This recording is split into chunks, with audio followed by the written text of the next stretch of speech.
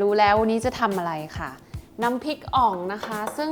ทำง่ายมากๆมีวัตถุดิบไม่กี่อย่างนะคะแล้วก็จะเป็นเมนูที่แม่ทำให้กินตั้งแต่เด็กๆด้วยค่ะเดี๋ยวเรามาเริ่มกันเลยค่ะว่ามีอะไรบ้าง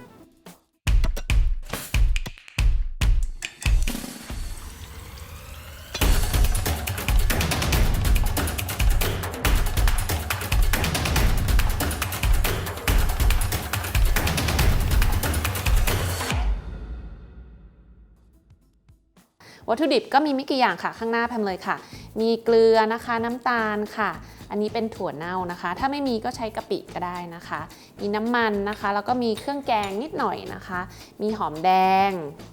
อันนี้กระเทียมค่ะแล้วก็รากผักชี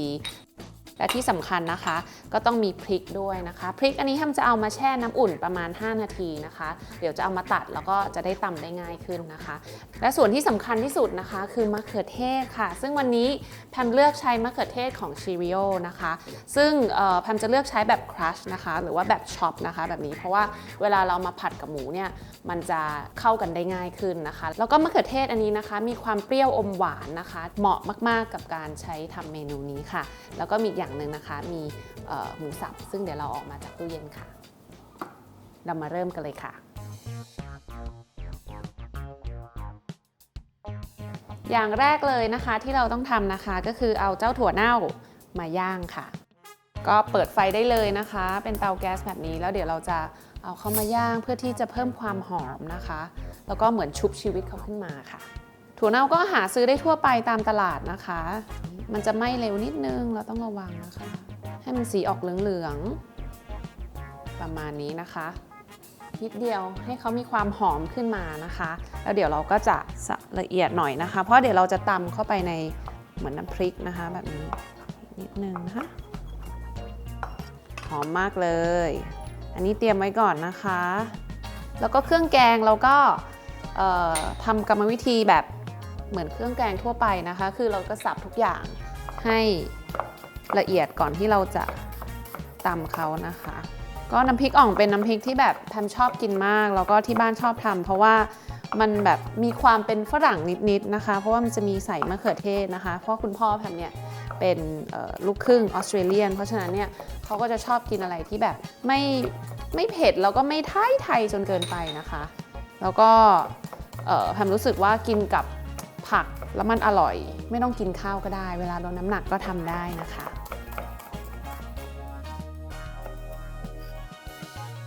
ก็เราหั่น3อย่างเรียบร้อยแล้วนะคะมีหอมแดงกระเทียมแล้วก็รากผักชีนะคะเราก็บีบน้ำที่เราแช่พริกแห้งนะคะเอาน้ำออกนะคะแล้วก็ใช้กรรไกรค่ะ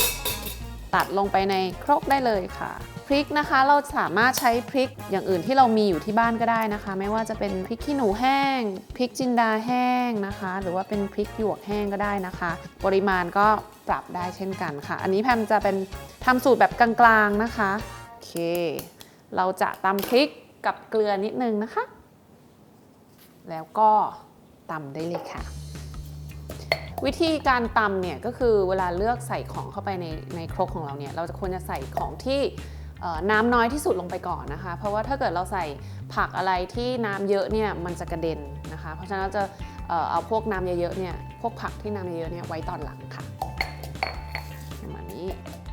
หลังจากนั้นนะคะเราก็จะใส่ถั่วเน่าที่เราย่างไว้แล้วค่ะลงไปหอมลงไปให้หมดเลยค่ะรากผักชีค่ะ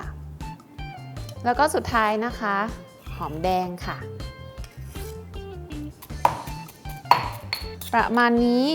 เราไม่ต้องทำละเอียดมากจนเกินไปนะคะเพราะว่าเราอยากได้เป็นแบบมีแบบกลิ่นอายของพวกเครื่องแกงอยู่ในโปรดักต์ของเรานะคะหรือว่าในน้ำพริกอ่องของเรานะคะประมาณนี้ถือว่าโอเค1 ช้อนโต๊ะใหญ่ๆนะคะพอดีออกมาให้หมดค่ะเอาพวกไปเก็บก่อน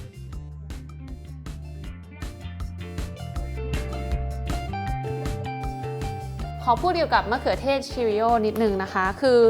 ค ความจริงอ่ะใช้มาตั้งแต่เด็กๆอยู่แล้วคือแพมเห็นอันนี้มาตั้งนานตั้งแต่เด็กๆชิวิโอเนี่ยเริ่มมาตั้งแต่ประมาณ165 ปีที่แล้วนะคะนานมากๆแล้วเขาได้เข้าร่วม Conserve Italia นะคะซึ่งเหมือนเป็นการสนับสนุนเกษตรกรนะคะของความยั่งยืนนะคะแล้วก็ที่น่าทึ่งมากๆเลยไปอ่านดูนะคะคือกรรมวิธีของเขาเนี่ยคือเขาเรียกว่าโรงงานทำกระป๋องเนี่ยไว้ใกล้ๆกับฟาร์มมะเขือเทศเลยคือเด็ดมะเขือเทศที่สุกมาแล้วปุ๊บอยู่ในกระป๋องภายใน24 ชั่วโมงเพราะฉะนั้นเนี่ยรับประกันความสดใหม่แล้วก็ความหวานอมเปรี้ยวที่เป็นธรรมชาติของมะเขือเทศค่ะอันนี้จากอิตาลี 100% ค่ะเพราะฉะนั้นเดี๋ยวมาเริ่มทำกันเลยนะคะชิวิโอนะคะไม่ใช่ซีริโอค่ะ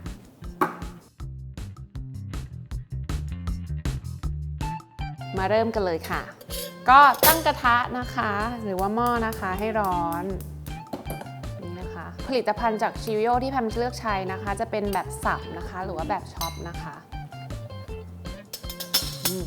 กินเปล่าๆยังอร่อยเลยนะใส่น้ำมันนะคะอุ้ยหอมมากแล้วก็ผัดพริกแกงค่ะ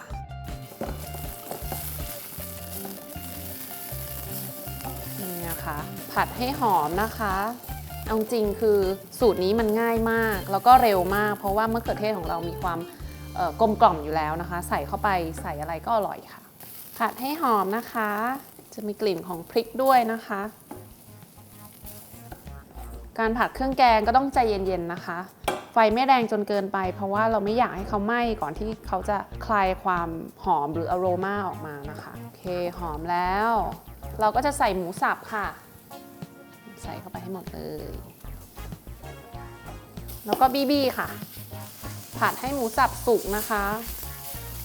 แล้วเราก็ต้องขยันบี้หมูสับนะคะเพราะเราไม่ได้อยากให้มันเป็นก้อนโอเคหมูสับเริ่มสุกแล้วนะคะแล้วเราก็จะใส่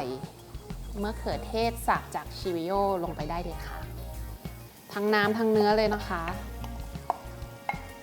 คือตลกมากคือทุกครั้งเนี่ยที่แกะกระป๋องมะเขือเทศชิวิโอเนี่ยแม่จะบอกตลอดว่าแกะเทออกมาเสร็จปุ๊บห้ามทิ้งกระป๋องทันทีนะคะต้องเอาน้ำกรองนะคะน้ำที่เรากินได้เนี่ยเอามาล้างกระป๋องนะคะเพราะมันจะมีมะเขือเทศติดข้างๆเนี่ยล้างกระป๋องเนี้ยสมมติอันนี้เป็นกระป๋องนะคะล้างเขาไปแล้วก็ทำให้เดือดนะคะรอบนึงแล้วก็ตุ๋นไฟเบาๆนะคะแล้วเราก็จะปรุงค่ะปรุงนะคะมีน้ำตาลนิดนึงนะคะเกลือค่ะแล้วเดี๋ยวแพมจะชิมก่อน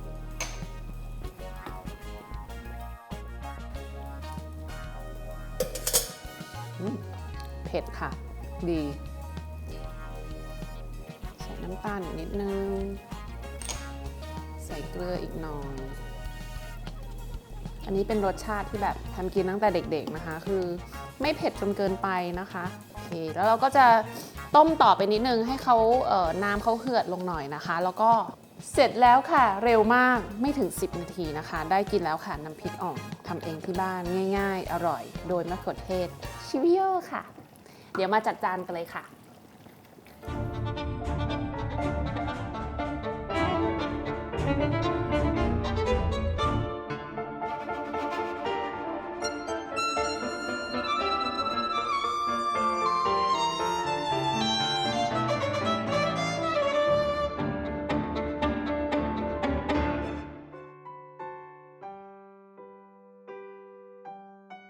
ชิวิโอที่แพมเลือกมาคือแบบสับมาแล้วเพราะฉะนั้นเนี่ยทำให้มันเหมือนตุ๋นแป๊บเดียวไม่เกิน5 นาทีก็สามารถทานได้เลยค่ะง่ายมากผ่านไหมคะเพราะฉะนั้นต้องลองทำที่บ้านนะคะมีคำถามอะไรส่งคอมเมนต์มาได้ข้างล่างนะคะแล้วเดี๋ยวครั้งหน้ามาดูว่าแพมจะทำอะไรกันค่ะบ๊ายบายกินต่อได้เลยค่ะหมดเลยหมดเลย